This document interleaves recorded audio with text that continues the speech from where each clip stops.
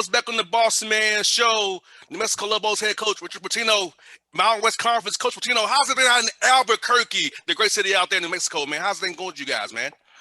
You know what? It's been great. I mean, I hadn't spent a lot of time here before, so I'm on day 9, and it's just been so cool getting to know everybody, driving around, seeing it. It's beautiful. I mean, surrounded by mountains. You could tell it's a growing city. There's a lot of cool spots. So I every night I try to pick a different spot to go to eat because it's just me right now. My family's back home in Minnesota, but the people are unbelievable. I mean, they absolutely love college basketball. Yes, indeed. And tell us about that. Coming to New Mexico, a story program. They have a brand out there in the Mountain West Conference. So what about this university in Albuquerque really said to you, hey, let me make my move and go here and coach this team and coach this conference, this great city, with this great university going forward? Well, I think you made the point that, you know, it's the class of the Mountain West. It has been, you know, and there's a lot of programs that have been very, very good in this great basketball conference. And this conference needs New Mexico to be good. You know, I mean, they've had so many unbelievable years. The fan base is dying for it. So I wanted to be at a place that wanted to win championships. And, you know, when the New Mexico opportunity came about, I was able to speak to the athletic director, Eddie Nunez. And it's very, very important that when you take a job, you see what the expectations are with the people that are in charge and that they're in alignment with you. And we're both on the same page there. I mean, we want to build to get to the top of the Mountain West. It's going to take some time, but we feel like New Mexico should be a program that's fighting for championships every year. And coach, you said something so key. Have an alignment with the president, the AD, and the basketball coach. It's so key because one of those cars get off the train tracks here, you're screwed. So just talk about the key, having an administration that supports you and aligns with your vision, because I know that's really key when you have to come and do a rebuild job as you do it here in New Mexico right now. Very important.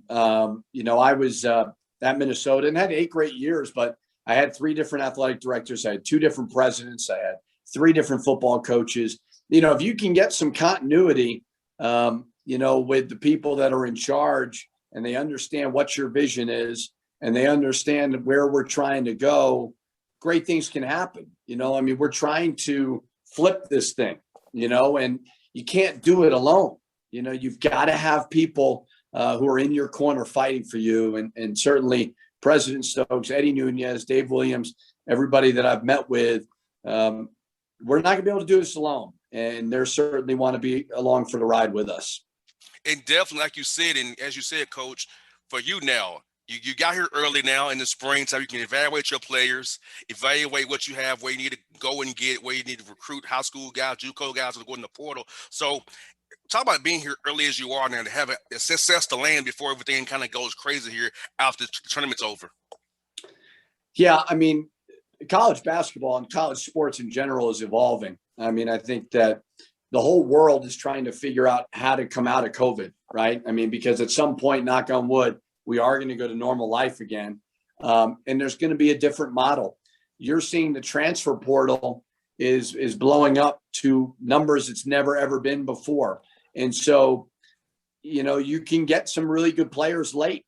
But I think there's a lot of uncertainty. Will the one-time transfer rule go into effect right away? Will there be COVID waivers to people playing right away? You know, so a lot of unknowns, but a lot of really good players looking for a new home, and hopefully that new home is New Mexico. Yes, indeed. And like you said, Coach, you know, I talk about this for the guys who are on your roster right now, building that bond with those young men, because a lot of some coaches talk about these aren't my guys, but when you take the job, they're your guys now, you know. So how's that been these 9 days getting to know these young men on who you have right now on the roster? I told the guys, I said, you know, there was probably a 2 to 3 week period where they knew that there was going to be a new basketball coach. They could have left. When I had a team meeting 3 days ago, they did not have to show up. All they had to do was walk down to compliance, put their name in the transfer portal. They showed up. So they are my guys, you know, and it's very, very important for them to understand that, you know, I'm your coach now. I want to get to know you. I want to get to know what you're all about. I want to work our butts off on the court with you, make you better. You know, so they chose here to play for a different coach, and I got to make sure they understand that just because I didn't recruit them doesn't mean that I don't want to make them better, and I don't want what's best for them. So it's a really good group of kids. I mean, they've been through a lot. They weren't able to play games at home. They were all over the country. They got a new coaching staff that we're trying to put together. But the mission doesn't change. I mean, whoever we do bring in here, whoever's in that locker room, we're going to do everything we possibly can to build a championship program, a championship culture, and do it together. Everything we do is going to be about the team. Exactly, coach. And having that we mentality is so important because when guys are about each other and the team, it's so much better to be around and come to work every day, come to practice, getting the workouts, because you don't want to have a guy on your team that's got cancer going to bring you down. So talk about your program, building this program. What's going to be the key pillars for you as you build this program in New Mexico going forward? Well, we do live in an individualistic society, because of your cell phone, right? And because of social media and because of the transfer portal. I mean, it's unique and it's evolving. It is important that you understand what the players' goals are and you do your very, very best, because you know what? The bottom line is they all want to play professionally. They do. But it's got to be crystal clear. If you come to New Mexico, it's what's best for the team first, because what's best for the team is going to make you a better player. If you play in a locker room full of individuals, you're not going to be as good of a player. But if everybody is in alignment, like we talked about before, you can do special things. And the better your team is, the better you look, the more eyeballs are going to be on you, the more, great opportunities playing national TV, and then you're known. So everything that we talk about is going to be about that standard, that championship standard, about, just all being together, holding each other accountable, being on the same page. I talk a lot about your actions individually will either unite or divide the team. And the more and more that we can be together, we will continue to be united. And then you can do great things. Most definitely. And context on Coach Pitino, tell us about the Mountain West of the Conference. I know you got some great guys in the league, some great teams, some from top to bottom, no easy outs in that conference. My buddy Nico Medved and Craig Smith over there, Utah State, Jeff Linder, a lot of guys. It's a tough league. Tell us about top to bottom, the quality of coaching and the quality of player in this league as we build it out going forward. Yeah, I mean, getting to know it more and more. I mean, you think about the amount of draft picks they've had. They had 4 teams in the postseason. They could have 4 teams in the NCAA tournament. They were that close. I've known Craig. I've known Nico, back in the Minnesota days. Terrific coaches. Wyoming's doing a great job.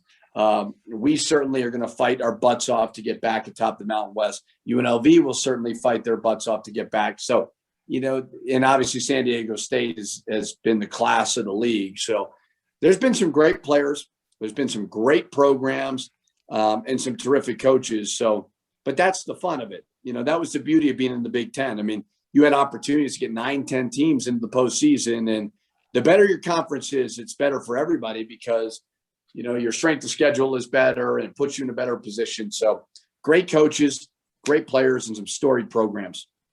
And for you, Coach, about your team, when people watch your team play this year, what do you want them to kind of get from watching you take? What's the most you want to get from you? We want to be these guys play hard, they're together, they're connected, they're about the Lobos onlys. So what do you want people to take away from watching your team play this year going forward? Well, I think exactly what you said. I mean, if you're rebuilding a program, which we certainly are, you got to establish that you better play hard. You better play together. You better play discipline, play for each other. We got a lot of work to do. But you know what? We're very, very excited about it. And I think my goal is, and it started this week, is just getting them to understand the standard on the court. Like when you walk in here, it's an opportunity for New Mexico to get better. And it's an opportunity for you to get better. And then when we start doing team stuff, understanding that it better be really, really hard to beat New Mexico. That's the goal. It better be very, very hard to get an offensive rebound because you're getting hit. It's got to be really hard to screen New Mexico. That's got to be the goal. So it's got to be built on toughness. It's got to be built on togetherness, intelligence, and discipline.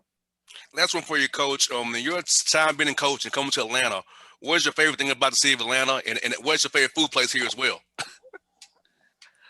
Well, there's so many good food places in Atlanta. It's hard to say. I mean, there's been some great Final Fours that, I've been able to go to there. I think the Buckhead area, I mean, it is hard to top some of the restaurants there. So that's always a fun trip. You know what? When I was an assistant coach and working in Florida, and it was like, hey, who wants to go to Atlanta to go recruit this weekend? It was me. One of my best players out of Minnesota was Nate Mason out of Atlanta, and I loved going on recruiting trips there. So special city. I know they love basketball.